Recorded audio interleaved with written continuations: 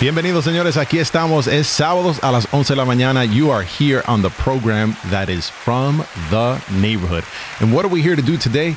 Well, I've got a great guest who's going to talk to us about their journey. So sit back, relax. If you're driving in your car, just go ahead and just put everything on Do Not Disturb, because you got to focus on the road and you got to focus on the show.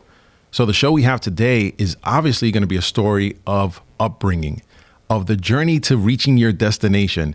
And I don't think that the destination is just one place where you get there, you stop, and you don't move any further. No, señores, el destino, o sea, la jornada hacia destino, sigue. So you have to continue on, because when you look at what's going on in your life, you have these ups and downs, and sometimes it's your opinion that gets in the way, and sometimes it's straight facts. And I've got a person here who has gone through things, and some of them have been straight facts that if you let your opinion dominate you, it would throw you completely off course and you would not reach your destination or where you are today. Imagine where you could be tomorrow. So with each day being progress, well, that in itself is an inspiration. So I've got a great guest for that. I'm going to jump to a quick music break, guys, and we're going to come back to the show. There's a lot to share with you, so stay tuned. De regreso con Anthony from the Neighborhood. Yes, and we're back after that short break, and I'm here with a guest today that I told you a little bit about, but I haven't gotten into the full story because that's why she's here. She's here to tell us her story about getting there. And when I last left off, it was about talking on the journey to reaching your destination, and that it's not a straight path. There's a lot to be done in between. Folks, I want to leave you guys with this. Before we start the show, for there to even be a show here, there's a lot that happens behind the scenes. So imagine this for yourself. If you got up this morning, you're dressed, you're out to where you want to be, there was a lot that happened behind the scenes that when you meet the first person, wherever it is that you arrived, they ask you, hey, how you doing? What do you say? Fine. I'm okay. But you didn't tell them about all the stuff like your kid threw up on you, your dog peed in the living room, or who knows what happened on the traffic, like on the way to where you were going. You don't talk about that. You just simply say you're fine. So this story here is to captivate you to understand that there's a lot that can happen in your life, and you may not understand it at the time, but it has its purpose. And I have my purpose here, guys, and this is to connect neighbors to one another, to break apart the stereotype about where we're from, to connect neighborhoods and to connect neighbors so that we can talk to one another the way we used to, not judging ourselves or judging each other by simply what we see on social media. And if you guys like what we're saying here, support the program, jump on shop.fromtheneighborhood.com. Once again, shop.fromtheneighborhood.com. Pick up the merchandise. Today, we're going to Bushwick for a little while. We got a few neighborhoods to cover. And we've got some cool merchandise there. I want you guys to go ahead and check it out. And if you like anything that's on here, follow us From the Neighborhood, whether it's the website, Instagram, Facebook, whatever it is you talk on, From the Neighborhood. You could be a guest on the show, or you can have your company appear on the show, because we've got sponsorship segments, and we're glad to talk to you about that. We've got so many things that we can do, like 3 different items here within the program. And the guys here at the station, they've got a lot more. So let's get talking once again from theneighborhood.com. So without further ado, I want to introduce my guest who's going to talk to us about their story today. And this is a cool neighbor. So everybody, welcome to the studio, Yesenia Reyes. Hi, Anthony. Thank you so much for welcome. having me here. It's so nice to be here and to share my story. Well, you know, near and dear to my heart is Bushwick, Brooklyn. Yes. And you're from the neighborhood. Yes. Yes. I am from, I grew up in Bushwick before moving to Long Island, but I came from the Dominican Republic when I was 7, and Bushwick was my neighborhood. I was there for a few years, and then my family moved to Long Island to pursue careers and to pursue businesses. So here I am. I want to take it back to the time in DR, because you were born in the Dominican Republic. You came here at 7 years old. And for me, I remember Dominican Republic as a 7, 8-year-old. You know, as a kid that was basically deported there for the summers. Where in Dominican Republic were you? So I am originally from Sajoma, San Jose de las Matas. I was born there. Then I went to Santiago for a few years before coming to the U.S. Wow. Talk to me about life in Sajoma. It's kind of very popular. It's very, very popular. I remember, spending time with my parents, with my family. And I specifically remember my dad used to have about 3 horses, and we would ride together. And that's something that was very special to me, and being able to spend time with my family, but also with my dad, and with his beautiful horses. Yeah, la vida del campo. That's something that yes, if you didn't get to experience living in el campo, and we're talking about the days where the lights would go out, right? Se te iba la luz. No había agua todos los días. So if you're basically appreciating the basic things, right? Electricity, water coming on a regular basis, and also, yes, you're in a tropical country, but it gets cold. So, yes, you had to shower when it was still warm out, because otherwise you're showering with a really cold bucket of water. Yes. This was the kind of childhood you remember? Yes, it was. I mean, it was, we are a very tight knit family. And, we always remember our life in the campo. It was simple. Yeah. It wasn't complicated at all. So, I really cherish those moments, that life. Yeah. And every neighbor knew each other, right? Every neighbor was like, "Vecina, I need this, I need that." Talk about going next door to, get yourself, I don't know, some sugar, right? Your neighbors were really that person that was next door. And and here, I've got sugar, milk, whatever. Yes, and it was family too. My family's huge. So you're talking about 12 kids on each side of my parents. And, with the uncles, the cousins, all that. So it was a huge family as well around us. So. Latino family, as usual, is known to be a big family. But, to translate San Jose de las Matas, it's of the trees. So how big is your family tree? Over 100 people. She is San Jose de la Mata. Really? Yes. We always got to blame a grandfather of some sort somewhere who had multiple kids. And was your family into agriculture, or were they into cattle? What was their? I remember my grandfather having agriculture, and supporting the family with it, right? And I remember, my aunt and my mom have stories of, that they used to actually feed their workers, right? And working the agriculture. And so they did. They had that for some time, and until they back in those days, I remember they provided housing sometimes for the workers, they did, food and everything, even the kids' education. And I don't know if you remember this as a kid, but if you were here in the U.S. after you arrived here, you're still sending things back to the Dominican Republic, to your hometown. Right. So make sure that even though you've left, the ones that are there still have something to live with. Absolutely. And with dignity and so on and so forth. You don't forget your own. Right. Absolutely. No, you don't ever forget where you came from. Right. You have to continue living life with your feet on the ground, and be humble. Yeah. And just treat everybody like you want to be treated. That's my take on it. Yeah. Who came here first? Was it your mom, your dad, or you all came together as a family? So it was my mom, my dad, and myself. I was very close to my dad. And I remember them saying the story that if he had told my aunt, which sponsored him, that if I didn't come with him, he wasn't coming. So my aunt ended up sponsoring my dad, myself, and my mom. So we came here first. Right. In 1984. And then in 2 years later, my siblings came up. Wow, 1984. Yes. And you were in 1984 in Bushwick. You gave a big shout out to that. Yeah. Yes. Let's talk about streets and names, because when people think about a neighborhood, they hear the street, they're like, yeah, I remember that in 1984, right? Yes. What street did you come to? Oh, it was Covert and Bushwick. It was right in the corner of Covert and Bushwick. I still remember the building. Obviously it's still there. Covert and Bushwick Avenue. In Bushwick Avenue, yes. Wow. So I got a haircut just yesterday, right? This haircut's looking pretty fresh. I was on Covert and Wilson Avenue. So you were a few blocks away. Yeah, a few blocks away. Yes. Oh my goodness. So you get there. What was the living like? You came to live in an apartment. Did your parents have a home already? So we came to live with actually my grandparents from my dad's side, because we didn't have a place to come at that time. So about a year later, we moved to Bushwick. We were actually in Prospect Park when we first came here, and then we went to Bushwick. And there, we found a little apartment for my mom, my dad, and I. And now, 2 years later, like I said, my siblings came, and now it was time to upgrade for a bigger apartment. Yeah. So we were there for a few years before coming to Long Island. Yeah, your parents were always like, hey, we got to find a place for us that's of our own, right? Right. Yeah, it was time to move out. Yeah, the kids were getting pretty big. It's was it 3 of you all together? It was, well, we're 6. So 6. I have 3 siblings and then my dad and my mom. Wow. Okay. All right.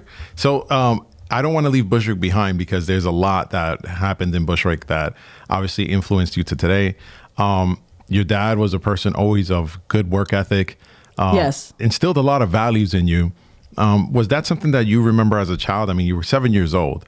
And was that something you remember when you arrived to New York, a big city? Not the campo life, right? Yeah. Not the life of the horses. You're not seeing that.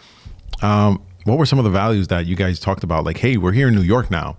Yeah. You know, these are some of the things that I need you to be careful of or or not to forget about our culture. Right. Oh, yeah. I mean, it was my parents, of course, you know, they really instilled in us to, you know, be good people, have respect for others, and to be hard workers.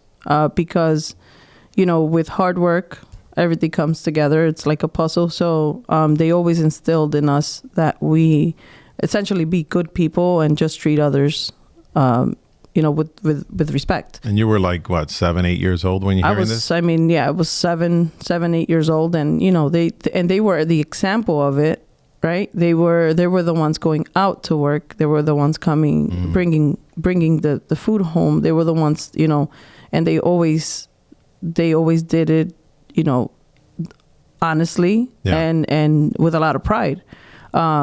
You know, so it really stuck with me. It stuck with us to continue that. Wow. So this value of just being a hard worker, I guess being humble, right? Yes. Sharing with what you have with others. Yes. This stuck to you like throughout your whole life. This is something that you felt was going to be present and appearing itself again. Yes. And, you know, and today, I think as a business owner, I go back to that all the time and remember what those lessons, right? Of be a good person. I'm so happy you brought that up. Ladies, gentlemen, we're talking to a person here that's running an incredible business, but you have an amazing story on how it even got there. And I'm going to lead into this break now with you actually leaving Bushwick. And I want people to understand that, you know, there are circumstances where you must see yourself moving forward, and other times you're compelled. And there's something that just like, it's like 2 magnets, right? All of a sudden it just propels you into the other direction. And you say, you know what? We got to get out of here. There's something there for us or not there for us. And this is not going to work out. Right. When we get back from the break, I want to talk about the reason you guys left Bushwick, the experience, and why you figured, you know what? Or your parents figured, you know what? Let's try something else for our kids. We made it this far. We can make it even if we were just a little further. So with that, folks, I'm going to go to a quick break and we'll be right back. De regreso con Anthony from the neighborhood. Yeah, that's right. Bushwick in the house, folks. And we were just talking about this, and you actually left Bushwick. So I'm still going to keep the sweatshirt on. All right. For me. Yes. Represent. Yes, exactly. Because these places do hold a mark on us, you know, and I stress it a lot as if like it's kind of like an atom, right? And part of like the entire composition of the human being. Like we're all atoms in essence. We're formed of a molecule of some sort. And that's what neighborhoods come to be like. You guys left, obviously, Prospect Park, right? That area to Bushwick because your family was growing. And then that was a tough time in the 80s throughout all of New York City. And I think people experienced a lot of transformations. You know, and your parents decided to go a little further. Yes. See a little more than just the 5 boroughs. You guys went to Long Island. What was the reason? So when we were in Bushwick, you know, as we all know, in the 80s, it was a tough time with violence and crime. And, you know, my parents really didn't want to have us in that environment. So we had some family members. We had a lot of family members that lived in Long Island. So it was probably the right place to go because there was family all around. So we decided to come to Long Island and have us finish high school there, go to college there. So, you know, it kind of evolved into a new neighborhood now. Yeah. But of course, keeping the same values as whether it was in DR, whether it was in Bushwick, whether it was in any other place, we still kept the values. It's ingrained to make it work. Right. So, you know, they were big on that. My parents were big on that. Yeah. I think growing up in the city, you know, was a very challenging time for parents. You know, during that time, we're talking no cell phones, no types of communication that we would have as we have today. Right. And especially in that age of high school, you know, you didn't have school systems set up the way they are now. There weren't programs available the way they are now. And not to say anything's perfect, but as a parent with language barriers and things like that, it was very daunting to have your kid just wander out in the street. Yes. When before, you know, there were neighbors. And I think, you know, in some areas, and I remember this when I grew up, there were neighbors there that, you know, you knew could lend a hand. But it was that sort of situation where it's like, I don't know what's going to happen with my kid. You know, if I let them out today, would they come home and everything is going to be fine? So in a sense, it was pretty good that there was a community. But for a lot of people, and I say this because the stereotype is that, only people that could or were rich or of a certain type left, right? They're actually associated with a color, right? White flight. But I think it was just people who were like fed up with it. Yeah. They said, you know what? I'm in this city. I'm working. I'm doing my thing, but it's not there for me. Right. Services aren't being provided. I'm going to seek what's best for my family. Right. You know, 5 of us, right? Well, I got 5 people in my family. I'm thinking of my wife and kids, but in your case, you have more siblings. So you guys left to Long Island. There were family members that were there. What was life like when that changed? Because a lot of people talk about that as being shocking. It was a good change. It was a change that we needed. And, you know, now it was a matter of getting used to the new neighborhood, of getting, you know, used to the neighbors and to, but it also at the same time to a desire to succeed, right? And a desire to get ahead and live this called American dream. Yeah. And, you know, that's what we wanted to do. I mean, I was still young, but I remember seeing it from my brothers and my dad and, you know, and my sister where, and of course my mom, you know, is just going to work every day. And making sure the bills were paid, that there was food on the table. So ever since I was a little girl, it was, you know, that was ingrained in me and that desire to succeed and get ahead. Your parents always said, never stay still, never, you know, settle for what it is, keep working, right? Yes, that kept repeating. Yes. And you're a child, so they're making the decisions at this point. Right, right. And I'm going to fast forward in your life because I want to congratulate you. Thank you. Arriving here to the U.S., 7 years old, you know, rough neighborhood, witnessing some very difficult and traumatic situations that, you know, occurred in that neighborhood. Yes. Then transitioning out from city urban living into the suburbs, you know, different people, different cultures again. Right. You still didn't let that stop you from getting your education. And this is the congratulations for you obtaining your bachelor's degree in business management. So big round of applause for that, because a lot of times people get here and they continue to stay with whatever's familiar. Right. Right. And they're not like, hey, let me seek something higher. You know, what was the level of schooling for your parents? So the level of schooling for my parents was probably barely middle school. Right. And it was because it was tough for them. So for us, it was like, well, there's no negotiable for that, you know. And my dad used to always say, and when I say my dad, you know, I lost my dad when a year after we moved to Long Island, actually. We moved in 91 and a year later in 92, he passed away. Wow. So it was a tough time. And, you know, right when we thought that, you know what, it's 6 of us.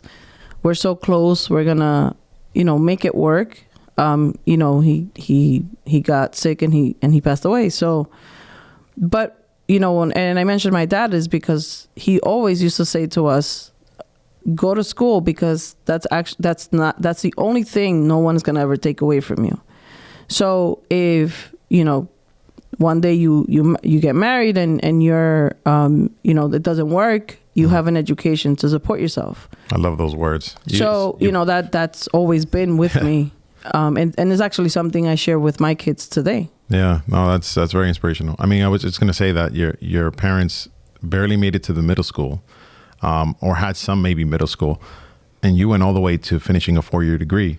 Yes. And you still, at 7 years old, you figured out, hey, speaking English, understanding culture, yes, and moving all the way through to obtaining your degree. And I'm going to fast forward now to almost today. You obtained this degree. You've got yourself a job. Mm-hmm. You figure this is my path. This is, I've got my degree and I'm using it. And I'm starting to develop a career out of it. Yes. And you're married. You get married at this time. And this is where I always tell people, like, you got to keep wanting to move forward. You can't just stay still, stay stagnant and expect like, oh, by default, things are just going to work out. You kept kind of riding against the current to obtain your education. Yes. By the simple things that your parents taught you when you were a child, back in the countryside. Mm-hmm. Now you move forward. You've got your education. You've got your career. Your husband's got some work. Talk to me about what your husband was doing, because this is what leads to a change. What was your husband doing at that time? So, we got married in 2000, and we actually moved from Long Island to Yonkers. We were there for 3 years, and then we came back to Long Island again. And what, my husband's job was the same type of business we have today. He was a supervisor for a wholesale distributor of general merchandise products, servicing supermarkets. So that was also his job, while, I was in corporate America. So your husband basically is a salesperson of sorts for general merchandise. And folks, just to define what general merchandise is, she's wearing the shirt, lovely shirt, by the way, AAA Housewares in the house. General merchandise, what is that? So general merchandise is basically non-foods. Mm-hmm. It's mainly housewares. Okay. We're talking about mops, brooms, cookware, bakeware, ice cream scoops, kitchen gadgets, all that. The little frying pans you see. So anything you see in the kitchen. Yeah, there you go. The aisle you go down in the supermarket where you find the brooms, the mops, yes, all the stuff that you basically like, the colanders, right? Yes, all that. You got it. Yeah. Okay, cool. Baking pans. Yes. I always go there for the lasagna baking pans. My wife's like, get 2 of them. Yeah. So that's the general merchandise. Your husband was in that kind of business. You're in corporate America. Talk to me about something that occurs that then you both sit there and just kind of like stare at each other and figure, what are we going to do now? Because your husband was doing well, you're doing well. Why AAA Housewares become something in the future? Yes. Bring me to that time. So the company that he used to work for closed its doors. Suddenly? I think it was planned, but he was already in the planning of leaving, because there was, that you could see, right? Okay. They could see what was happening in the future for them. So one day we just, said, well, what are we going to do now? I was still working, but what am I going to do now? And that's what he said. So I said to him, well, then let's build our business. So he sat there and said, this place is going to shut down. I was going to leave because things are not looking good here. Right. You have a job, but you're stable. A lot of people would look at it and be like, well, don't bother me with that stuff. Go get another job, to their husband. Like, I've got a job, you go get yours. Yeah. You guys came together as a team. And I think I'm going to go back to your parents now, not leaving a person behind, those values, right? Continue to stick with you. And it seems like, your husband, I'm saying, was in a situation where like your parents kind of kicked into you, right? Like absolutely. Yes. You just lend them a hand. You just said, sure, no problem. I'll leave my job. Well, one of the things that, I've always wanted was to be a business owner, and I think, those are one of the things that my dad instilled in us. And, I said to him, well, let's, because you already have the relationships in the supermarkets with your clients from the old company, and you have that, you have the client base as well. Why not just let's do it, right? And and that's when then he's like, all right, you know what? Okay, let's do it. Is that something of your husband's upbringing, like with his father, his mother, like, it is hardworking? Yes, absolutely. My husband is from the Dominican Republic as well, and he grew in Montecristi, Dominican Republic, and there's also a lot of land there, a lot of crops. Right. And that's where he grew as well. So this similar upbringing, different parts of the country. Similar upbringing. And I think those two collided, right? And we said, you know what? We're going to push forward. Wow. We're going to do this. And that's when AAA Housewares started. That's the thought right there. Yeah. And then, we could come together, right? And then we had to think of a name. And, we weren't sure we were going to name it. And I said, okay, so we have our 3 girls. They all start with A, right? I have Angelica, I have Angie, and I have Angelina. So it was AAA Housewares. Because so cool. We wanted to do this for them as well. So, that's where it started. So we're at the point where you started a business and you walk away from your job. Well, at that time, I didn't walk away from the job. I was still in corporate America, but I was still basically part-time supporting him. So it was hard because, I wasn't sleeping much. Yesenia, come on. How do you do this? 3 girls. At the time, yes. Full-time at corporate America and part-time with your husband. Yes. And you're still a wife. So I just mentioned mom, employee, business owner, wife. Yes. It had to be done. What's the secret? I mean, I probably had dark circles under my eyes, but it was very dear to his heart. So I went by that. This is very dear to his heart. This is his baby. So let's do it together. Let's start working together. And even if I go to bed at 11 o'clock at night and I get up at 3 to go to work, then that's what has to be done. Can you do me a favor and speak to the women out there who find themselves with limiting beliefs that I can only do so much. I can only just be a mom and a wife. I can't run a business, or I can run a business, but I can't be a mom and a wife, right? They kind of think, they see that there is no bridging between these worlds. Is there an opportunity that you can, or words that you can say to them to give them the chance to see this in their life and say, you know what, I can, or this can coexist in my world? Absolutely. And I think it all has to do with mindset, right? It's the mindset that you can do it, that you can go out and you can, work. It's going to be hard. Right. But it's when you have the mindset that I can do it, then you go out and do it, because it is your desire to succeed.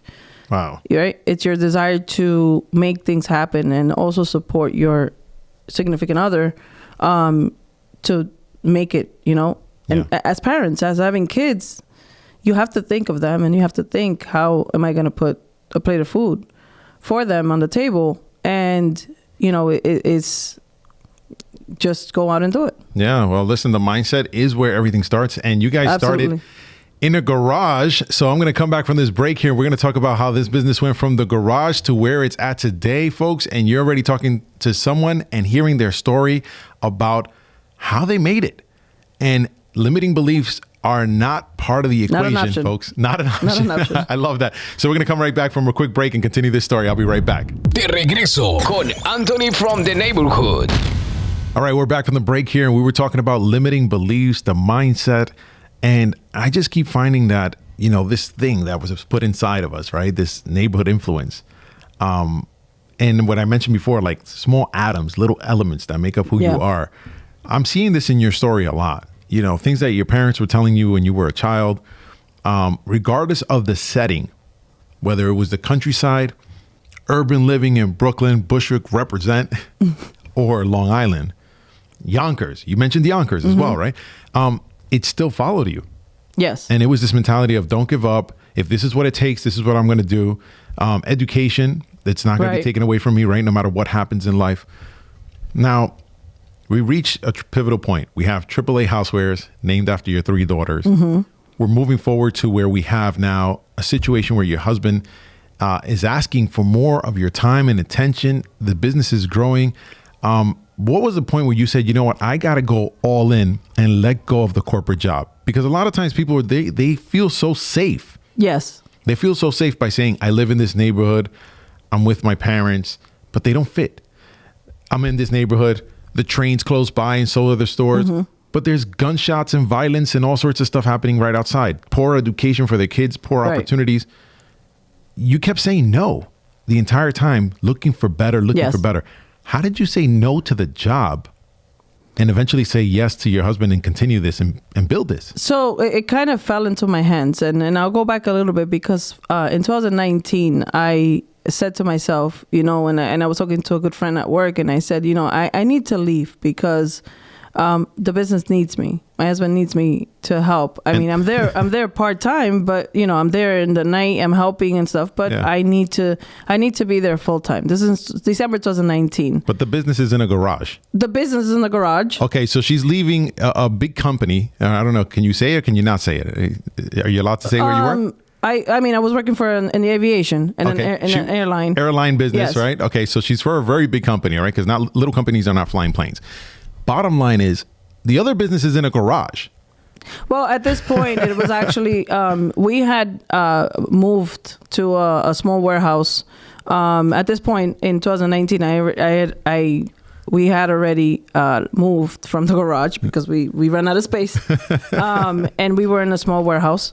Yeah. So that's when, I said, I need to leave. I can't do this anymore. And seeing how the business was growing, but then it was also more limited because, he couldn't do everything by himself. So she said to me, don't leave because you have health insurance. And, we have the kids and just wait it out a little bit.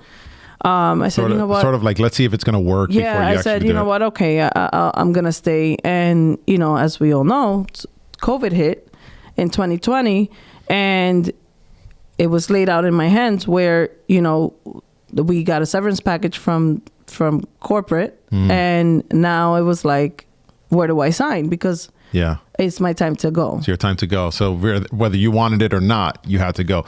And we're talking in a matter of less than 5 years, you have seen explosive growth in your company. Yes. I want to give a big round of applause to your husband. Because I feel like if he wasn't the person he was with the values that he had, even though he's not with us today here in the studio, but if he didn't have those values, the continuity of business with people he knew would not be there. Yes, right? Yes. I have to tell you, listen, my husband is probably the hardest working man that I know. I'll go into a little personal. He was diagnosed with cancer through the business journey. And he never gave up. It was crazy because I say that he thought that he just had to go to the doctor and get, a tooth extracted every time he went to get chemo, or radiation or any of that stuff. Cause it was just like, oh yeah, I have to go to the doctor today. And after most of the time during treatment, after treatment, he would go to work. So after chemotherapy, after some of them were tough, but the simpler ones, he would go to work after the treatments. So the gentleman here is going for cancer treatment. Listen to this, cancer treatment. And right after that, he goes back to work. What was at stake that he would that would compel him? Because the pain that people go through, I've never experienced it, but I've heard of it. Like it is draining. They can't move. What compelled them to keep moving forward? It was just this notion that we're not giving up. This is not going to beat me. This diagnosis is not going to define me, and it's not going to let my company go down. And it was just that thought, and it was always the positivity in his mind that this is not gonna be the enemy, and he felt that he needed to be at work because being at home too, it was like, well, I don't want to think about any of this. I'm going to go to work. And it was also that desire to continue this business journey for our growth. Yeah, that's remarkable. A lot of people would have just given up, and your husband didn't. So definitely want to recognize him for that. And now you guys have come together. You got your pink slip, right? You got your goodbye notice. Yes. From work. Were you scared? Were you scared and thinking like, oh my gosh, I don't know if I'm going to be able to survive? I was a little bit scared, but I was ready. And it's also that thing of, oh my gosh, now I have to work with my husband 24/7. Now I have to see him. Yeah. Now I have to see him 24/7, and it's like, oh, how did you separate the marriage from the parenting from the business partners? It was a work in progress because it was boundaries had to be set and say, hey, We're not going to talk about work. We're going to, concentrate on the kids. Let's do some, home improvements in the house, or let's just sit and talk in the backyard. It was just setting boundaries because, it was a little scary. But today I have to say that we are making it work, and we are setting those boundaries to say, let's focus on other things. That's going to bring all this together. Well, let's go back into this story here real quick. Business owner, salesperson, right? So he's like a small business within another business, but then decides to, hey, you know what? This place is falling apart. Garage.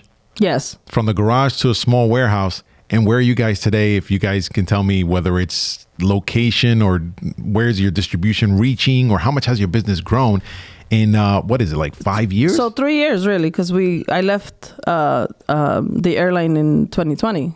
So it was 3.5 years.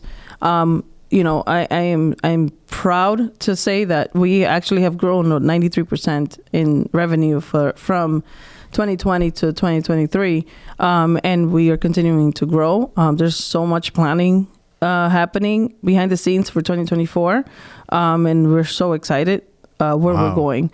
Wow. And we're at the location we're at. We're also outgrowing that part, so soon we're gonna have to start also sourcing for more space.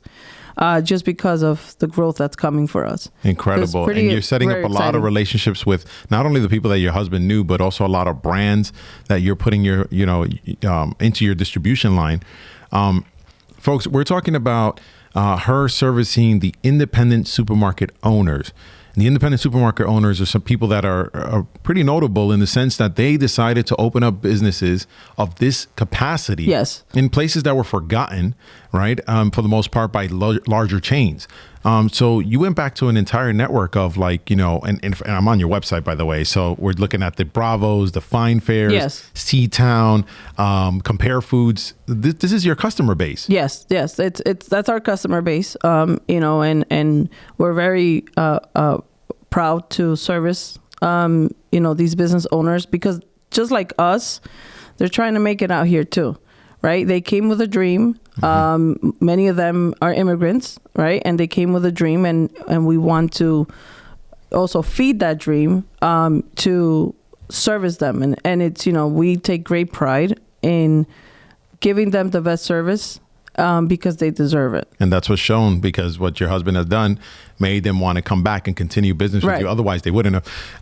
I also want to congratulate you guys on being a New York State certified minority woman-owned business enterprise. Yes, we are. We are certified with the New York State, New York City, the Port Authority. So it's like a whole list of of certifications that we have as a minority and a women-owned business. Way to go! Way to go! So and Nassau County too. And this is something that we're talking like half a decade, folks. Or less. You said 3 years. 3 years. Your entire life can change. So we've got people out there that are like, you know what? I'm going to lease a car for 3 years, and for 3 years they get to say they're rolling around in a very fancy, luxury, high-end vehicle. That's not changing your life, people. It might make you feel good temporarily, but it's like having a sugar high. We're talking about hard work, grit, perseverance that in 3 years has transformed your business nearly 100%. Folks, if you're like 5 foot tall, or 6 feet tall, it's like you just became 12 feet tall. Okay, that's the type of growth we're talking about. If you can imagine yourself at that new height, that's what 3 years could have done for you, where you could have taken 3 years and committed to something else that was not worthwhile. Right. Right. And if they didn't give you the slip, you probably would have just had a promotion in the 3 years and a couple of raises. But where would this business have been, and how far could your network have gone? And I want to congratulate you on another thing when we come back from this break, because you guys are now starting to expand into your own brand. Yes. Big congrats to that. But that's going to be after this break, and I'll be right back. De regreso con Anthony from the neighborhood. Yes, we're back, and we've been talking about a great story on you establishing your business with your husband. So many dynamics here that I feel we need a part 2, but I don't want to leave this out of part 1. Tell me about your product that you've released that's now in these supermarkets the name, the story behind it, because we've heard this person be mentioned a few times, but now they live on the aisles of your favorite supermarket. Tell me about this product. Yeah. So in 2020, when I left corporate, I came to my husband and I said, I really want to do something. And he's fully supporting me on this. And it was to create a brand called Raphael Foil, after my dad. My dad's name was Raphael, and he was very special to me. We were very close. And I think that creating this brand would honor him, and also to show him, to make him proud, of course, but also to show him that all his teachings, all his lessons really, they worked, right? Yeah, there you go. So, that's what I'm talking about. Get a round of applause just for that right there, to remember your dad. Okay. Yes. And when I need lasagna trays and I'm in one of these supermarkets, you already know which ones I've mentioned. Look for Raphael Foil, because these are the trays that we were talking about. Yes, these are the trays that in a few days everybody will be this week will be cooking in for. Every week, if you're a Latino household, yes. Pernil, ustedes quieren say all of that. Como un buffet de marisco. Yeah, so Raphael Foil is a aluminum pan brand, and we are really focus on quality, competitive pricing, of course, for the supermarkets. Yes. And and again, to honor the person that really taught me hard work. Love it. Big shout out to all the supermarkets out there supporting AAA Housewares.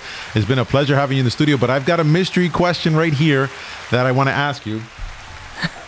Little box that we pop out in the studio here, and this is a question that I don't know what it's going to be, but I pull out a random card. This is the side that I haven't chosen. This is the side that I've chosen, right?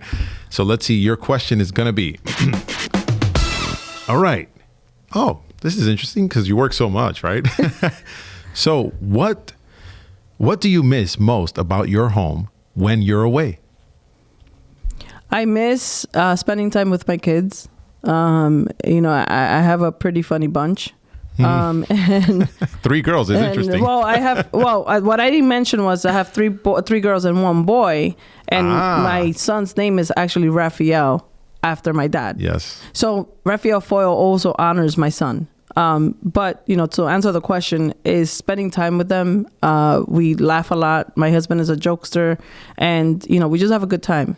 So when everybody's at school or we're at work, and I think that's what I miss the most, just spending time with my family. Despite having business, family, mom, wife, and all the other roles you play in your family, you still find time to be human and do what somebody would do if they had a 9 to 5 and they came home from work, spend time with their family. Yes. You guys have a 24-hour operation, right? Because you take your work with you. Yes. But you still find time to be there. And there's a lot that we took away here. This mystery box allows us to get into a question that maybe I wouldn't ask, right? But it shows the humanity. Yes. I didn't know that was going to be the question. And, it shows you're human.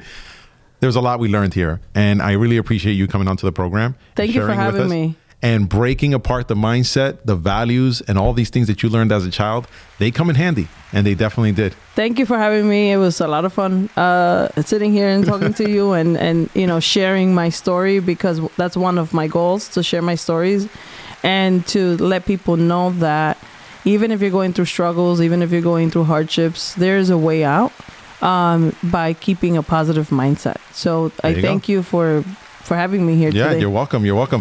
Thank you so much for sharing your story. It was an absolute pleasure. Folks, you already know that we're here to share stories about neighbors. And if you out there got a story, reach out to us from the neighborhood. You already know. And until next time, well, I'll be seeing you back in the neighborhood.